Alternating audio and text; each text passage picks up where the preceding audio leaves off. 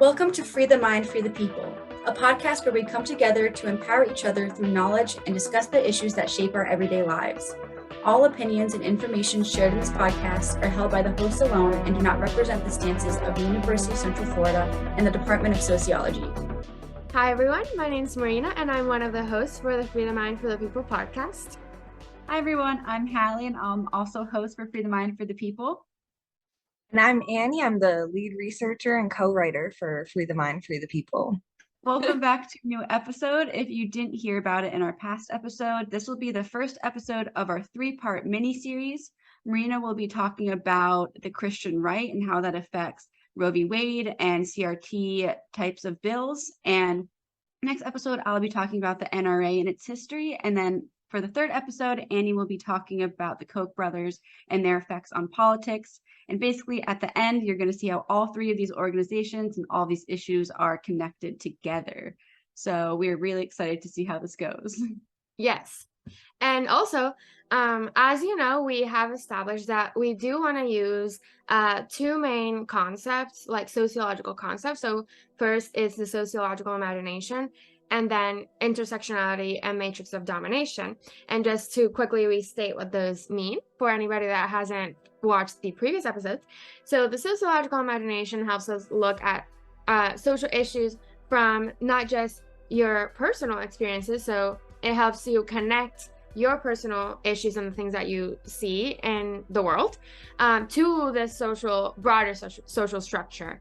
And then intersectionality and matrix of domination, which is broadly, we cite Crenshaw and Patricia Hill Collins. And so their work has helped us understand society as these intersecting systems of oppression. So racism, sexism, patriarchy, all of the things. And so today we hope to, in this discussion, kind of infuse these concepts and help you not only understand them, but apply them. And so today we want to give a historical review of who the Christian right is and how they got into power, including the role that they play in the issues that outrage us today. So Roe v. Wade, anti-CRT legislation, etc. Our main goal is to apply those sociological tools that Marina just mentioned, the sociological imagination and intersectionality, the matrix of domination, throughout this discussion. Yes. So I guess I'll start off since I'm kind of the focus of this conversation, unfortunately. So I just start off by, why did I choose this topic and how it relates to me? So my research, as I've stated in previous episodes, focuses on Christian nationalism, race, and gender. And so when it comes to these social issues, I was really interested in looking at that intersection between Christian nationalism as a phenomenon and the Christian right, which is this broad organization that we'll get into and that I'll outline soon. But I wanted to really look at how both of these things are working together to influence social issues that we see today, like Roe v. Wade, anti-CRT legislation, and all of those things. So yeah, we hear a lot about nationalism in the news recently. Do you think you could define nationalism for us and also Christian nationalism and how they might relate or be different? Yes. So first, nationalism, broadly, we understand it as this undying, like unwavering allegiance to nation, but also defending and preserving this nation. So it relates, when it comes to race and like ethnicity, it goes into these ideas of what, like heritage, and so that's pretty much like nationalism as a whole. But when it comes to Christian nationalism specifically, it's about a Christian nation. So it's not just defending or preserving the nation, but it's this very particular idea of what America has allegedly been throughout history. And so they're wanting to preserve and restore America as a Christian nation. So that's Christian nationalism. But I do want to make the point that there is what we call in sociology, it's racialized. So basically race plays a role in Christian nationalism, in the sense that Christian nationalism among whites tends to mean something completely different than for Black Americans. And so among whites who are Christian nationalists, there's this idea of preserving this Christian nation, but it does have, like, it's either a white Christian nation, so there's two main narratives. There's the white Christian nation and there's the colorblind Christian nation narratives. And so the white Christian nation is a bit more overtly racist, so overtly white supremacist, and there's colorblind Christian nation narrative, which is more, they don't mention race. It's the mainstream version, so they don't mention race, but they are presenting these racialized attitudes, these racist attitudes that underlie this colorblind language. So it's kind of complicated, but yeah.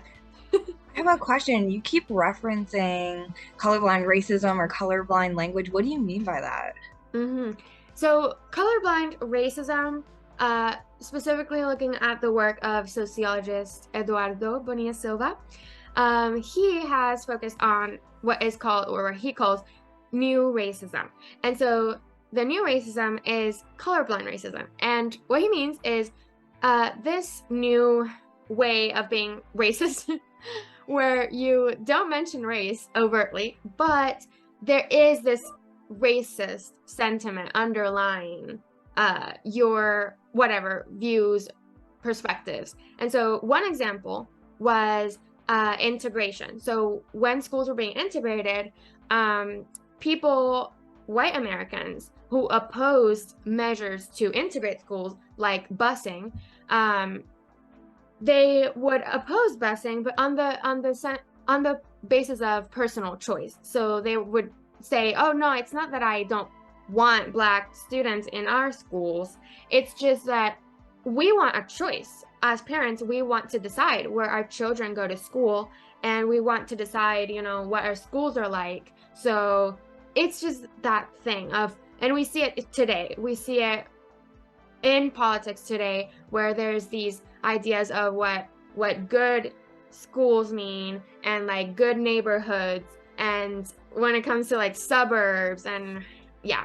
So all of that is actually a colorblind racism, because you're not saying it, but historically we know that there's this underlying structure and system that you're upholding by using this colorblind language, and you're actually just masking it.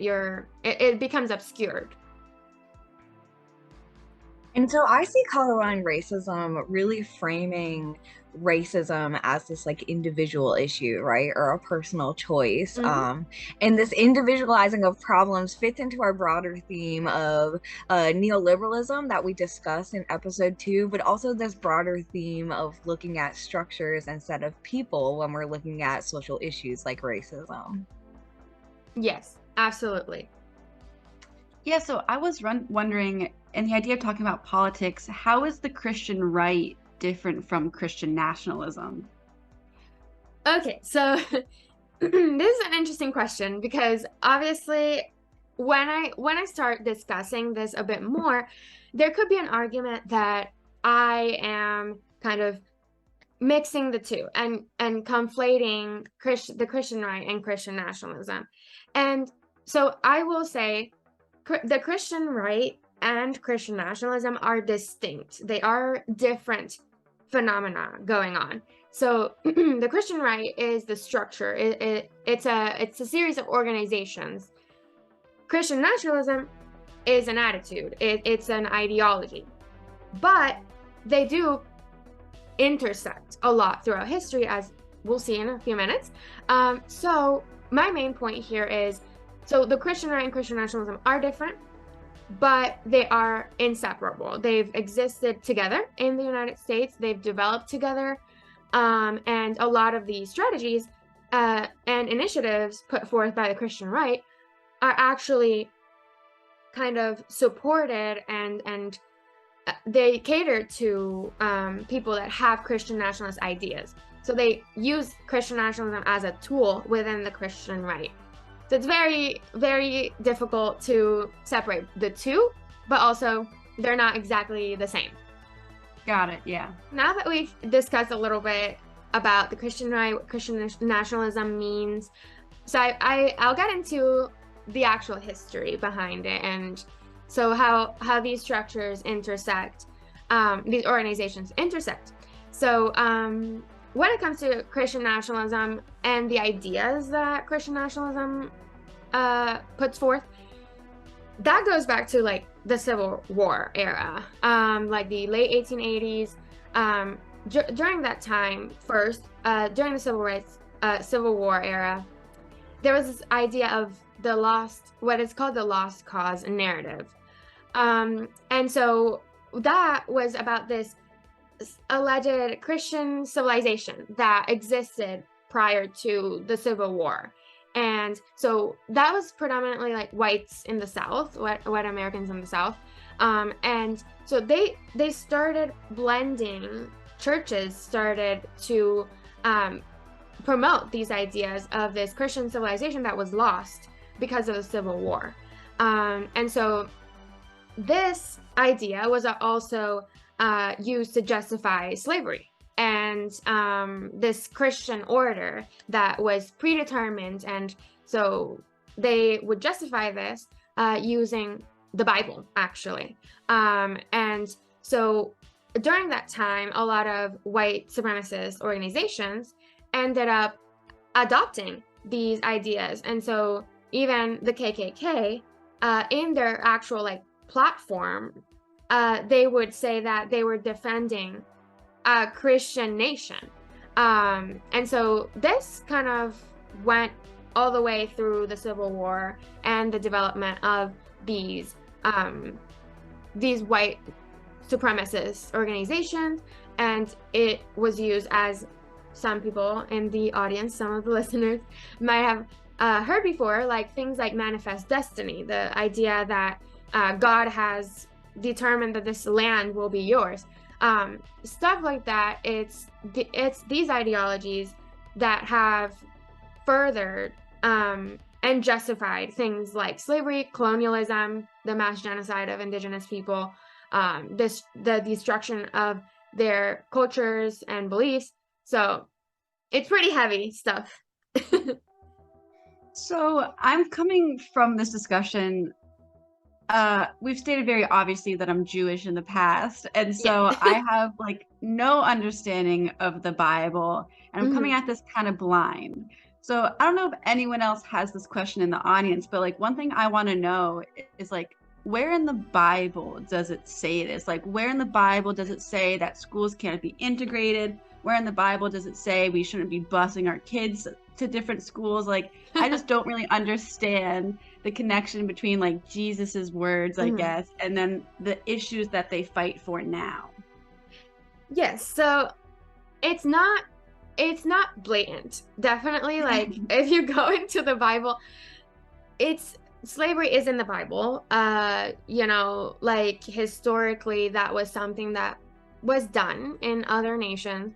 So it is mentioned in the Bible, but when it comes to justifying these things, what was actually the argument at the time, and if anybody's more interested in reading like in depth about this, there's a book by Anthea Butler, and the title of the book is White Evangelical Racism.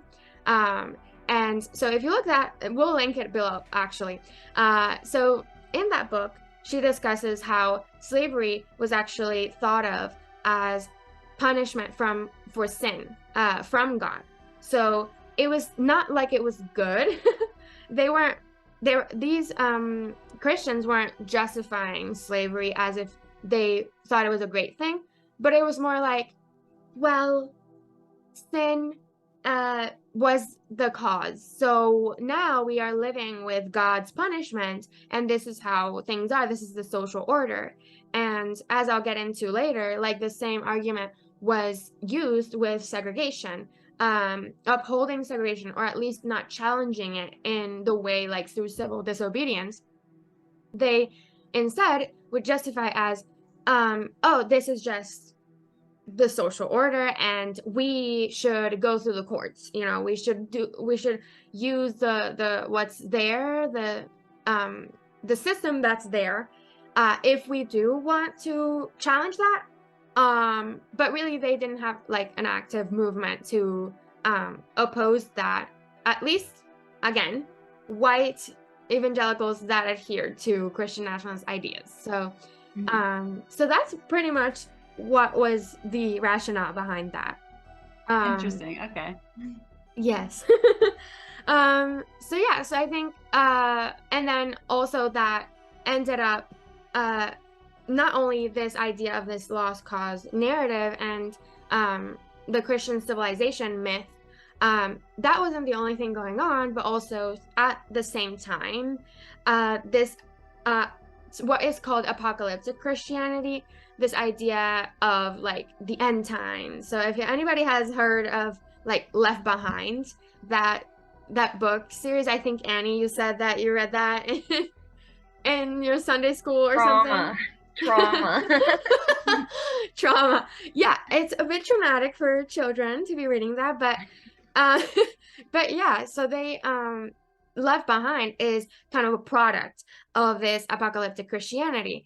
And again, so the idea of the end times, this apocalypse that's coming, and the Antichrist, and they start watching Christians at the time, and this was like late 1880s.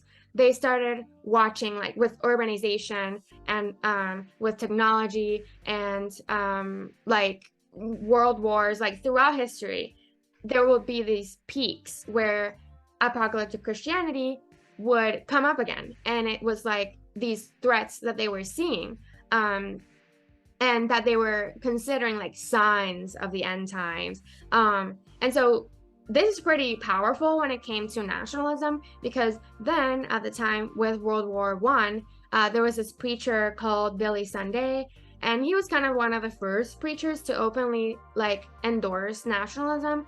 And so they would further this idea of nationalism to kind of defend this Christian nation in the midst of this future, like, or incoming end times.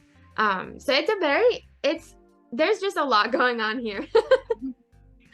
So your discussion of end times like kind of reminds me of the whole like COVID pandemic. And I was wondering, like, the rights, or like the Christians' right reaction to COVID-19, did they not act towards like saving people or stopping the pandemic because they thought this was like God's movement towards the end times and like movement towards savior through after the end times? Like, is that connected at all? Well, when it came to COVID-19, there were some that thought it was like a sign that Jesus is coming back. I'm not sure about that, but I do know that lots of churches started when these government regulations, I guess, or restrictions on like mass getting, like groups crowding and all of that, group meetings. When that started, a lot of them started arguing, oh wait, the government is persecuting us. Like, this is the beginning of a totalitarian state for us. Like, we're gonna see a lot of this coming up now. And again, it wasn't about that. It was about preventing people from continuing to spread the virus. And the churches actually were like obviously a big place where you can spread that. So they not only did they oppose that, but they also opposed mask mandates. They opposed vaccines. So a lot of this is rooted in the idea of this threat, this external threat, and that is in part like part of this journey towards the end times. And we saw that with 9/11 too, which is a whole thing when it comes to like the racialization of it all, and what that meant for Muslims and just people of color in general. So yes. Interesting. Thank you. All of this also is part of the idea of this spiritual battle And so a lot of Christians throughout history, and I'll say also, if anybody has heard of Billy Graham and his work as an evangelist and an evangelical leader, he was very focused on saving souls. And part of his thing was actually this idea of, oh, the end is near. Jesus is going to come back soon. So we might as well, instead of focusing on really achieving civil rights, specifically for Black Americans, he didn't really oppose it. But at the time, he was very much playing into this idea of the end times. So let's focus on saving souls. But he also aligned himself with Christian nationalism to an extent, because he was very much like anti-communist, like anti-Russia, and defending America as a Christian nation. And at the time, this was called Americanism. So the idea of defending America as the Christian nation against atheist Russia, communist Russia. And so when it comes to segregation and integration, the same thing among evangelicals was seen, where they didn't really, going back to that colorblind idea, they didn't oppose it overtly, although some groups did. But in general, when it comes to Billy Graham and that group of evangelicals, they didn't oppose it overtly, but what they would do is they would just bypass integration. So they would register, when it came to Brown versus Board of Education, they would register their schools, they would create schools for themselves, and they would register them as churches so that they wouldn't get taxed and that they were not held, by the standard of like federal law. And so Bob Jones University was actually a product of this. And this goes even to the 2000s, so hang in there with me. So Bob Jones University, they were registered as a church during integration times, and they actually sued the IRS when obviously that was illegal what they were doing. So they tried to sue the IRS, but that obviously didn't work. So they ended up integrating their schools. But within their policies, they did not allow interracial dating until the year 2000. And actually, the reason why they changed that rule was because of George W. Bush. He, at the time, visited the Bob Jones University campus. And when people found out, the public, there was some criticism against Bush for that. And so after that, Bob Jones University changed their stance and they apologized for it, but I think we know why they did it. Yeah, I just want to say that's crazy that they could just call themselves a church to get away from like any responsibility or accountability. And then also that interracial dating was not allowed until 2000, like recently, like in our lifetime. That's insane. It's also crazy that it took It's also crazy that it took George W. Bush going there for that to make the change. Like the early 2000s were a wild time compared to the world we live in now. It really was a pre-cancel culture canceling via George W. Bush. Who would have thought? Yeah. Pretty much. And it also makes me wonder, like, what else they've been able to get away with through these loopholes. I think that's fascinating. That's just like a rabbit hole you could go down for a long time. Yeah. Without going down the rabbit hole, I will say, there's been a lot in our like social media right now about BYU. And basically what we're seeing is Christian universities are still doing this, not with interracial dating, but they do it when it comes to like LGBTQ people. You can't be openly you can be openly in a relationship or just openly about your identity. So and that's allowed because it's their faith, it's their beliefs, and you go to their universities, they're private, and you have to uphold those beliefs. And so when we have these conversations, we should think that about the fact that this is actually rooted, this is happening now, but it's rooted in history and in going back to integration, Right. which is deeply concerning. So I guess the next part of this historical review is the 70s and 80s. So 70s and 80s were also a crazy time with like feminism rising and all of that, and especially right after the civil rights movement. The Christian right kind of organized itself a little bit better, and they were like, let's create these organizations to actually, like, now we're gonna get involved. It was basically like a reaction to the previous like civil rights era. And so 70s and 80s, like the Moral Majority was one organization that was founded by Jerry Falwell, and he was an evangelical, and their actual like slogan was get them saved, get them baptized, and get them registered.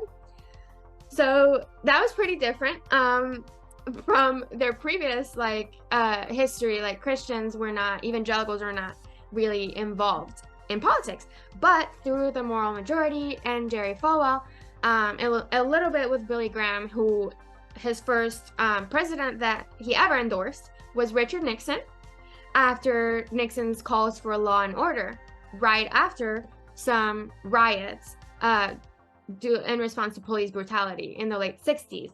So again, we keep seeing this response, reaction that they're having. And so the Christian right kind of forms from this Moral Majority and these pre-existing conservative leaders within the right. And so when it comes to the Christian right, really it's just a bunch of organizations. It includes like political organizations, religious, grassroots organizations. It's kind of just widespread, really. Marina, you're starting to sound like a conspiracy theorist a little bit. Thank So I you. guess my next question is, like, to what level is this all orchestrated, right? What's linking these organizations together? Like, is this you conspiracy theorizing, or do these links exist out there? Well, no, it's not just me. So basically, as you'll see, in the next like portion of this conversation, as everyone will hopefully be able to kind of like make these connections, but these organizations are very, very like interconnected and organized. And so if you go on their websites, they also write their own articles. They have their own publishing companies. If you look at the dates that these organizations were founded in, which a lot of them were either founded in the 50s and 60s or the 70s and 80s.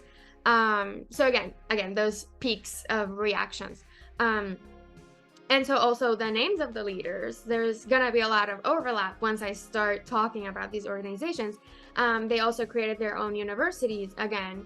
And also research groups, PACs, so much. So yeah, you'll be able to see that it's not just a conspiracy theory. All right, so you have me. Oh, go ahead. Sorry.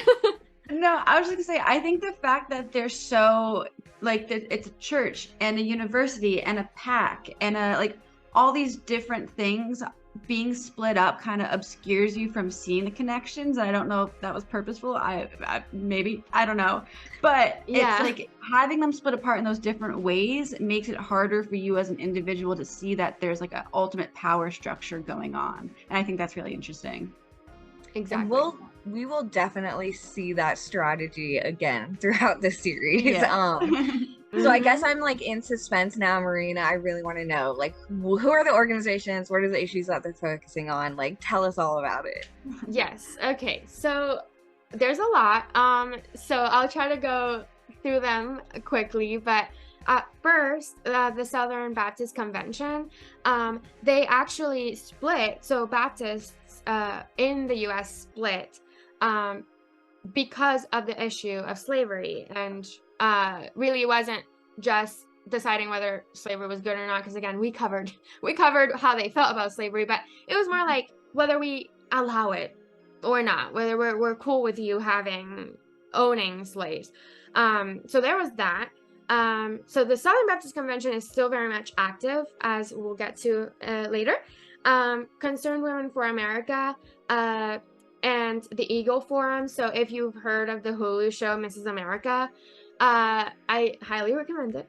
But basically, this woman, Phyllis Schlafly, she was a Catholic, but she was conservative Christian. And so Concerned Women for America and the Eagle Forum are two organizations that came up in the 70s with the rise of feminism and conversations about like birth control, abortion, all of those things. So it's not only about race issues, there's also these other intersecting issues that they're involved in. So there's other organizations are the Faith and Freedom Coalition, Christian Coalition, Family Research Council, Focus on the Family, and Family Policy Alliance, which both of these are Family Research Council and Focus on the Family / Family Policy Alliance, which was founded by James Dobson, who will also come up later.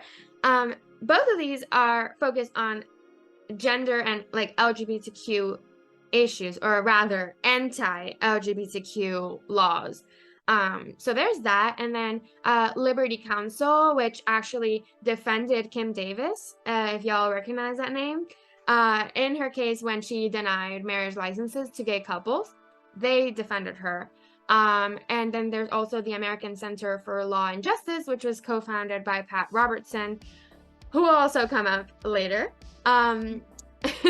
So you'll see that these organizations, not only are they like, do they exist, but they're overlapping, and also they've created their own like universities, like Liberty University, which was founded by Jerry Falwell, Regent University, founded by Pat Robertson, and he actually ran for president within the Republican Party in none other than the 80s, 1988.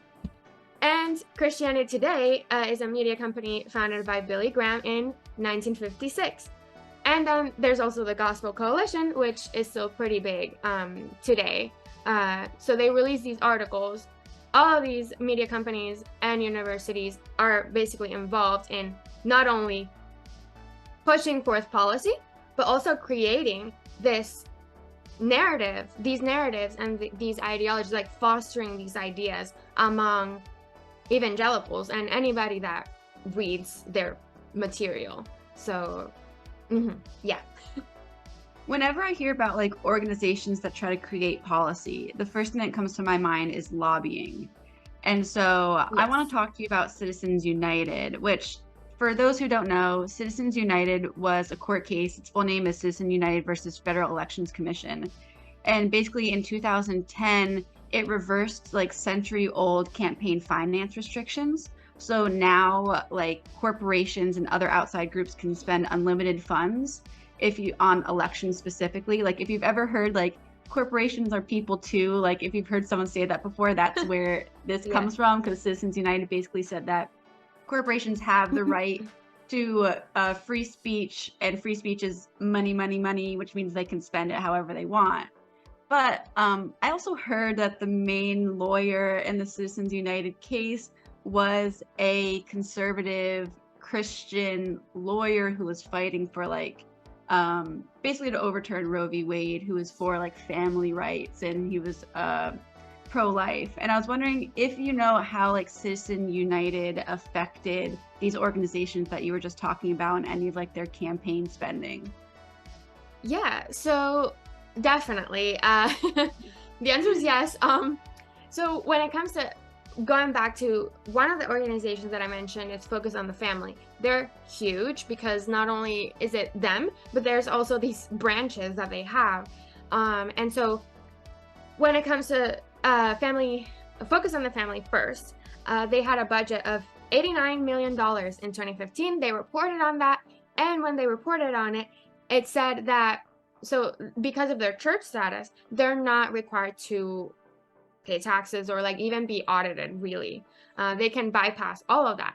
And so later they created this lobbying arm, as they call it, which is called Citizen Link, and then Focus on the Family Action, and now Family Policy Alliance. So these organizations are basically using taken advantage of, as they did back when integration happened.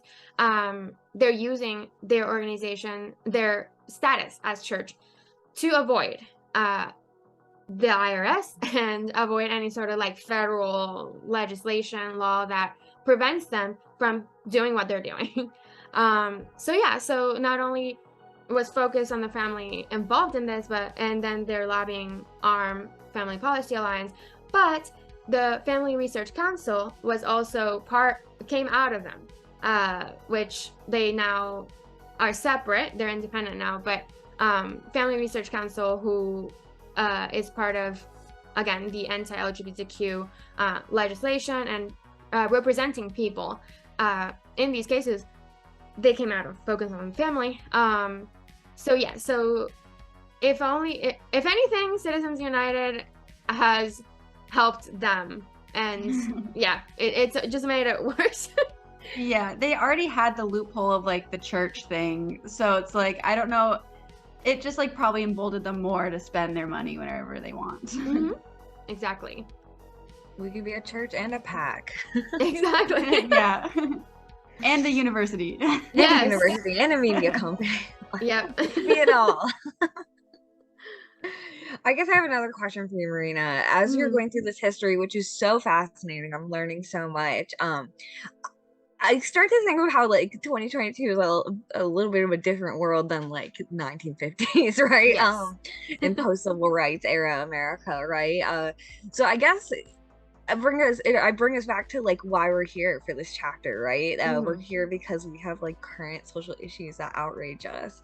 And so I guess I want you to make this link for me, right? How does all of this history connect to the issues that we're discussing today and in this podcast series? So there's many connections.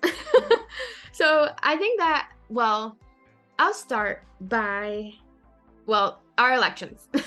That's the first thing. So when it came to Donald Trump, again, the Christian right is, kind of dominating the Republican Party at this point. And so Trump was a product, in a way, of this. And so first, we know that 85% of white evangelical Protestant voters who attend religious services frequently, so that means like very religious people, they voted for Trump in 2020. And they also had voted for him in 2016.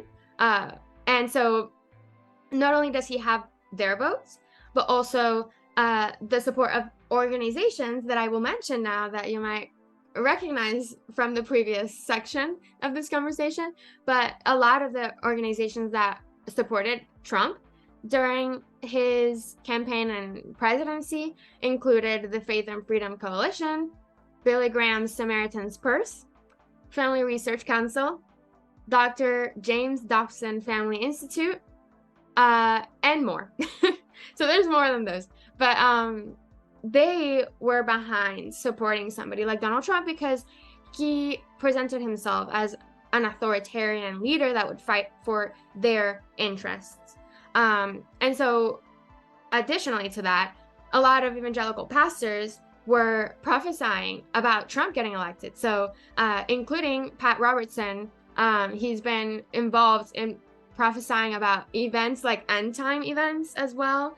But other pastors came out and started giving their prophecies about Trump getting elected again in 2020.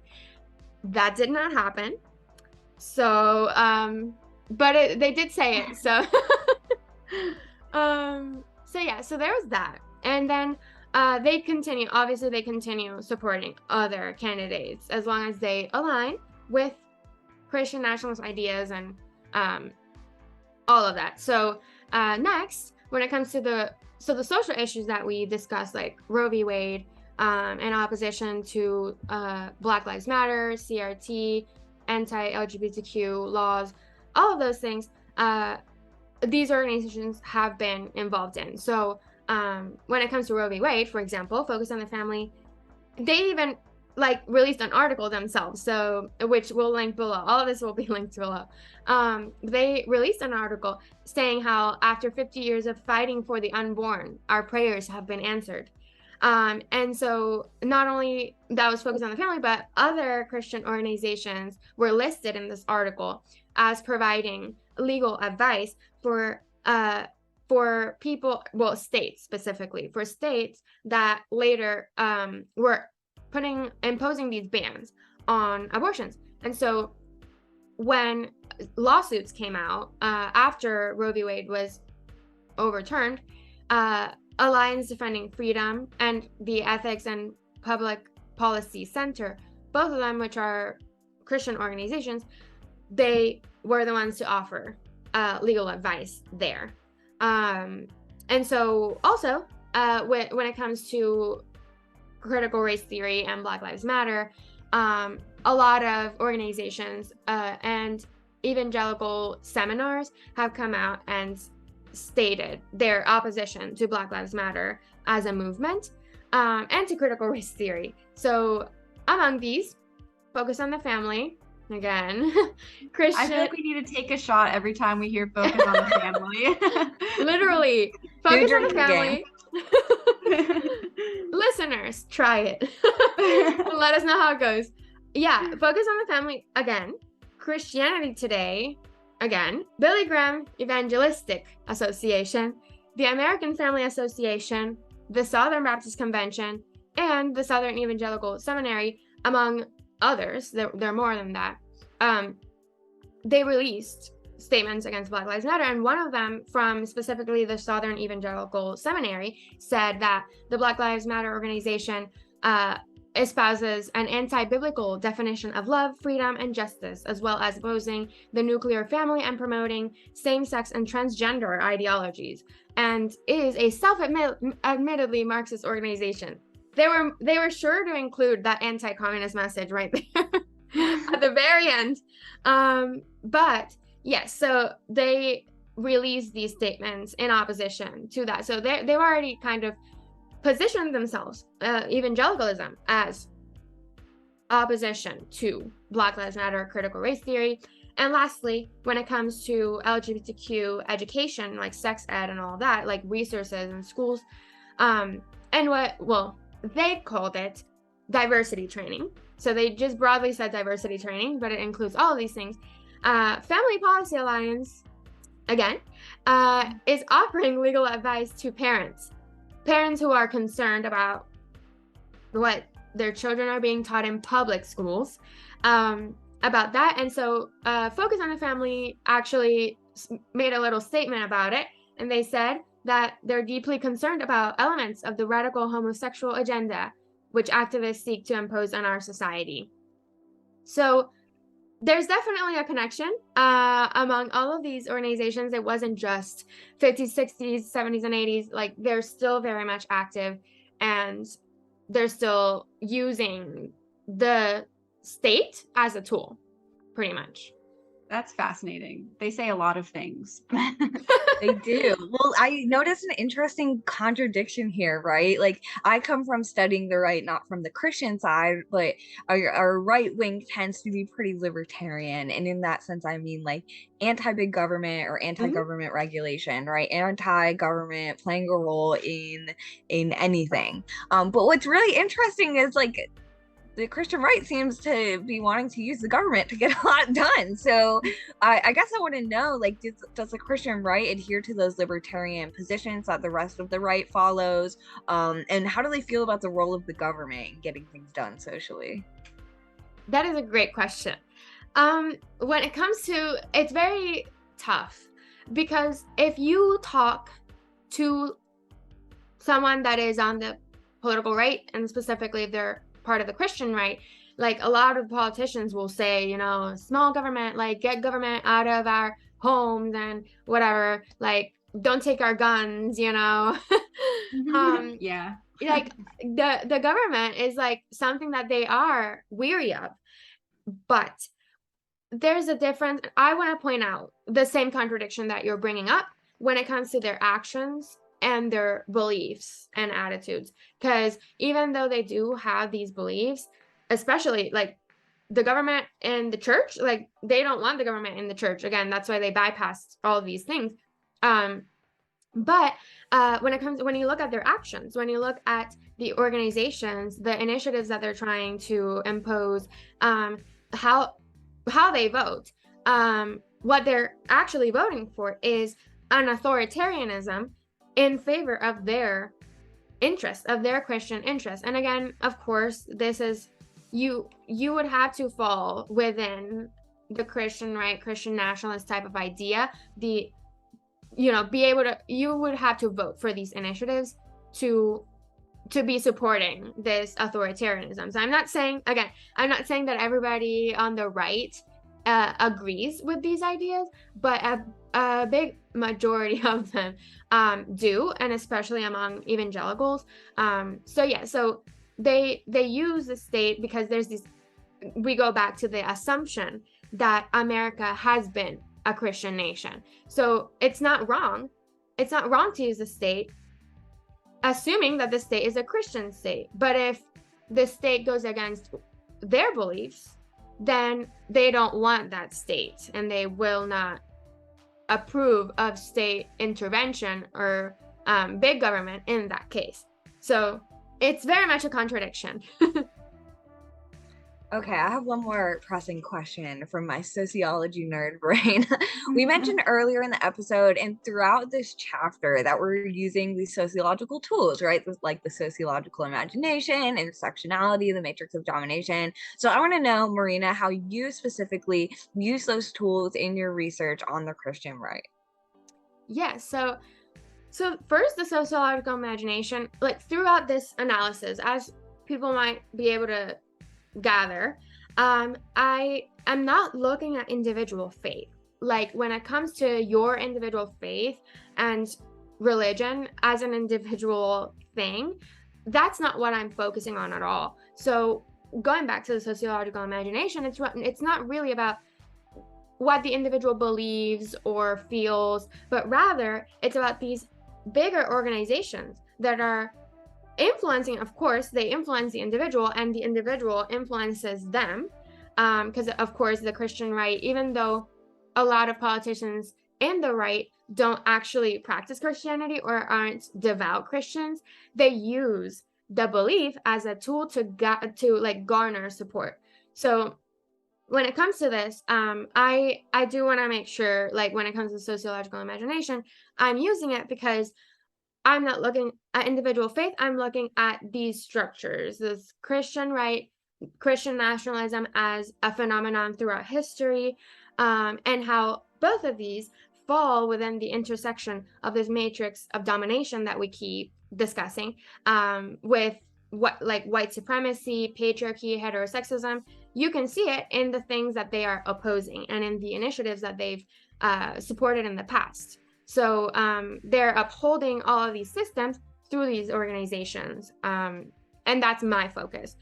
So next, when it comes to intersectionality and the matrix of domination, not only are these systems of oppression intersecting, but also when it comes to the issues themselves, they affect people of different intersecting identities differently. So Roe v. Wade, for example, we didn't get into it too much in this episode, but healthcare, like access to reproductive healthcare, it's different for undocumented immigrants, Black people, Indigenous people, LGBTQ people, poor people in rural areas. So these are things, I just want to make the point that when we think of these issues, we cannot just think of it as like a general issue or as an isolated issue, but really because of this structure, this social structure in the US that already has these intersecting systems of oppression, any single social issue will affect people differently according to their intersecting identities. And unfortunately, we have things like the Christian right and Christian nationalism, which only kind of make that worse, pretty much.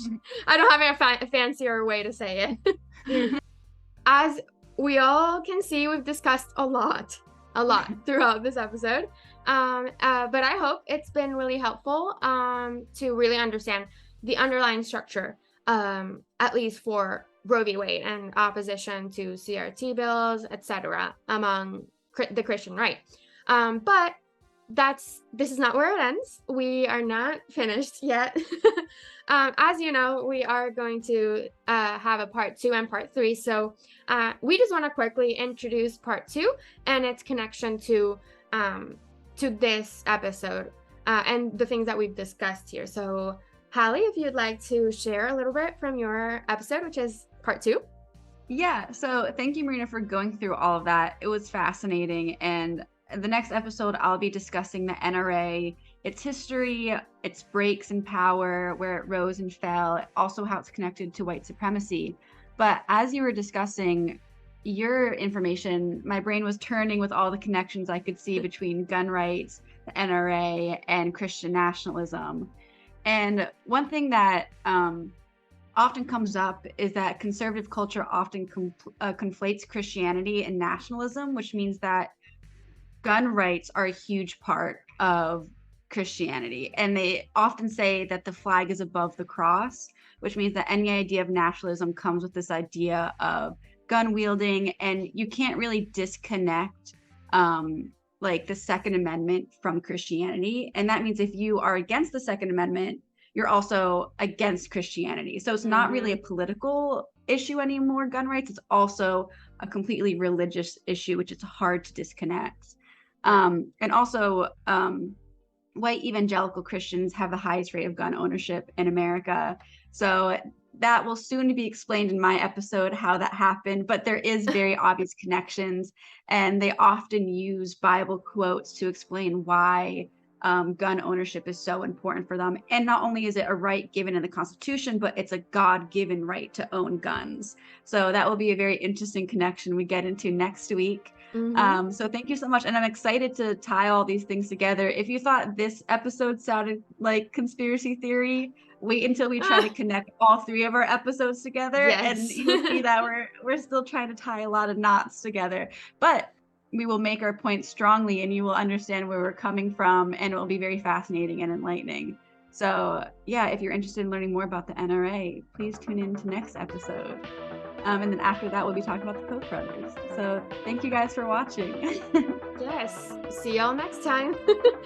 Thank you. Bye. We'd also like to thank the University of Central Florida Department of Sociology for their generous support of this podcast.